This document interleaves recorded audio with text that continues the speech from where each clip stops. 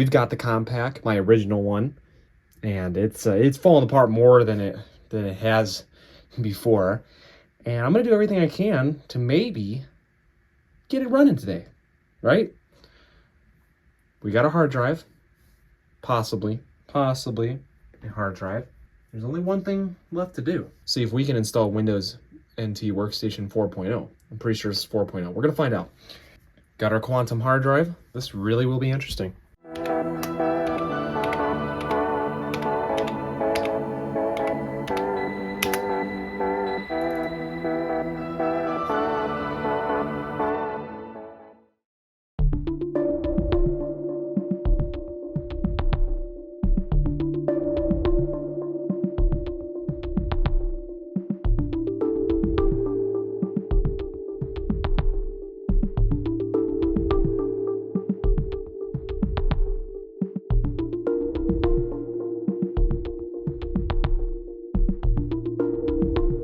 Well, we got everything hooked up. My camera will have trouble focusing, but got everything hooked up for the, the better part. It's not the greatest. We're gonna go ahead and try to power this thing on with the case open. And we're gonna use this HP monitor and see if the HP monitor can talk to everything properly.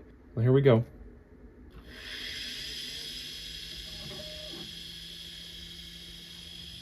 Well, definitely hear the hard drive.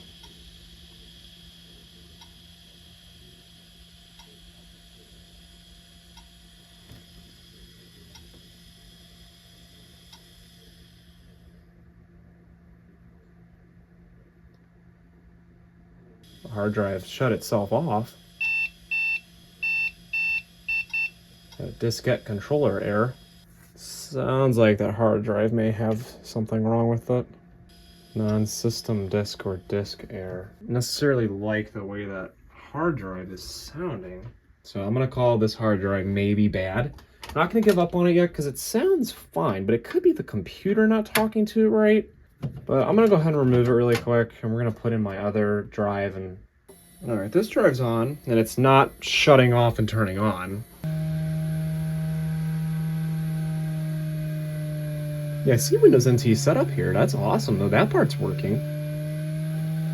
Setup is loading files, specific data, NT setup. This is where it crashes out. Restart and set the recovery options in the system control panel.